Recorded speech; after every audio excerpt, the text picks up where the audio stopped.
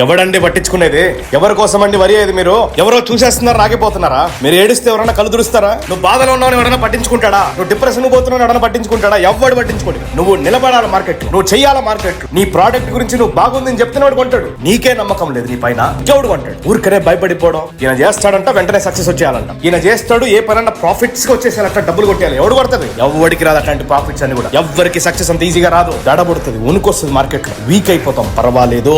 Stand ఇది అక్కడ, నిలబడక్కడ, చెయ్యి మళ్ళీ ముందుకు రా. నిన్న ఎనర్జీగా ఉన్నావు, ఈరోజు తగ్గిపోతుంది. అవును తగ్గిపోతుంది, మనిషివే నువ్వు, రోబో కాదు. ఎనర్జీ ఉండదు, నిన్నున్న మైండ్ సెట్ ఈ రోజు ఉండదు, పర్వాలేదు. నీ మూడ్ ఎలా ఉన్నా పని మాత్రం ఆపకో. రోడ్ లో చూడు కావాలంటే అడ్వర్టైజ్మెంట్ చూసి ఎవడన్నా కొంటాడా చెప్పు. కానీ ఎండన్నక వాననక అడ్వర్టైజ్మెంట్ అట్లా తేలుతా ఉంటది, కనిపిస్తా ఉంటది. ఎందుకు?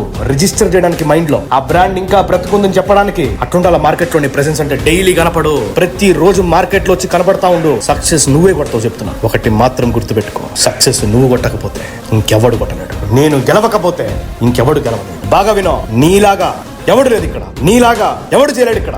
నువ్వే, నేనే, నీతో పాటు నేను, నాతో పాటు నువ్వు. We are one. కలిసి గెలుద్దాం, ఇంకా వదిలేదే లేదు.